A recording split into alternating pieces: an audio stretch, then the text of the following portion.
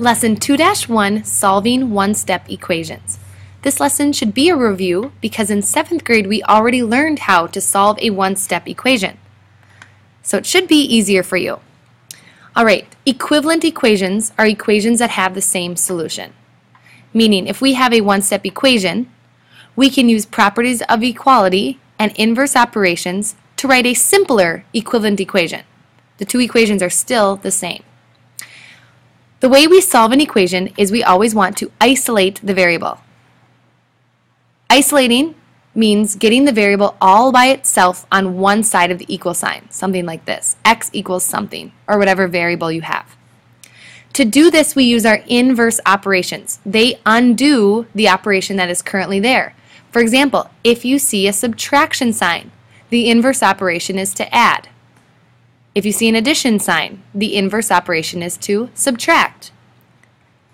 Then we have multiplying and dividing, and they are the inverse operations for each other. Alright, we use the addition and subtraction properties of equality to solve for a one-step equation.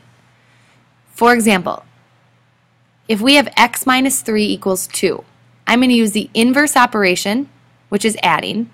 If I add the same thing to each side of an equal sign, it will keep that equation balanced. That's the addition property of equality. So because I add 3 here, I have to do it to the other side to keep it balanced. Same thing with subtracting. If you subtract something from one side, you have to subtract it from the other side to keep the equation equal. So here's an example where we solve an equation using subtraction. I have x plus 13. So notice I have an addition sign.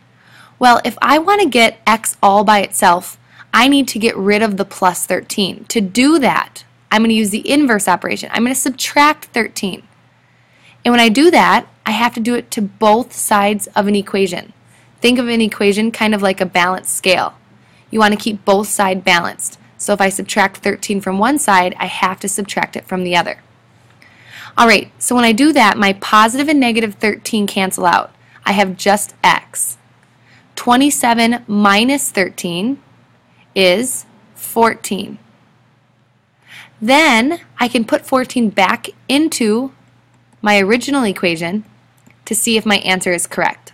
14 plus 13 does equal 27.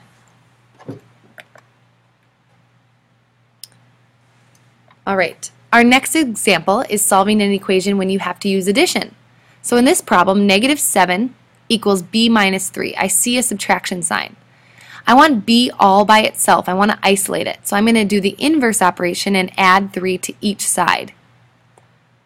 Think of my equal sign as a balanced scale. B minus 3 plus 3 cancels out. I have just b.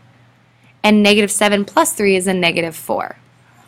So that's an example using addition. We also have multiplication and division properties of equality. So if you multiply to one side, you have to multiply to the other. If you divide by one side, you have to divide on the other.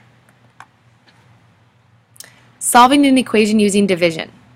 4x, that means 4 times x, equals 6.4. Well, I want to get rid of that times 4. So I'm going to do the inverse operation and divide by 4. Divide by 4 to both sides. 4 divided by 4 is just 1, so I have just my x. And 6.4 divided by 4 is 1.6.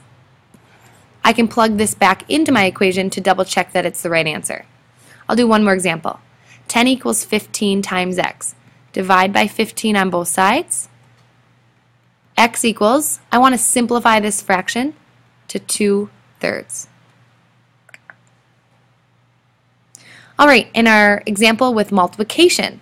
So now I have x divided by 4 equals negative 9. I'm going to rewrite it a little bigger. To get rid of divide by 4, I'm going to times by 4. Times by 4. So now timesing and dividing by 4 cancel. I've isolated my variable. It's all by itself. And I have negative 9 times 4, which is a negative 36. So those are our one-step equations. Our final example in this lesson is using reciprocals to simplify. So if I have a problem like 4/5 times m, I could very well divide by 4/5, but we know that when we have a fraction, so 4/5 divided by 4/5, it's the same thing as multiplying by the reciprocal. So notice they took the reciprocal of this fraction, 5/4, times that to both sides. That will cancel out the fraction on one side, leaving you with an isolated m. And then you want to multiply this. So they probably did something like 5/4 times 28, and you can always put that over 1 to make it a fraction. 28 times 5 is 140. 4 times 1 is 4. And when I simplify that fraction, I get my 35. So m equals 35. Let's do one more example. 12 equals 3/4 x. All right, I want to get rid of this fraction that's being multiplied. So I am actually going to just multiply this whole side by the reciprocal of that fraction. Now when I do that, my fractions on this side cancel out. I have x isolated. 4 times 12 is 48 divided by 3. That simplifies to 16. X equals 16. Using a one-step equation as a model, it's important that you can also write a one-step equation. In this example, we have toucans and blue and yellow macaws. The length of an average toucan is about 2/3 the length of an average blue and yellow macaw. Toucans are about 24 inches long. What is the length of an average blue and yellow macaw? So we're going to let L be the length of an average blue and yellow macaw. If I take 2/3 times the length of an average yellow macaw, I should get 24, which is the length of the toucan. So there's my equation I just created, and now I can solve it by using inverse operations. When I do, I get 36. Let's do one example together. An online DVD rental company offers gift certificates that you can use to purchase rental plans. You have a gift certificate for $30. The plan you select costs $5 per month.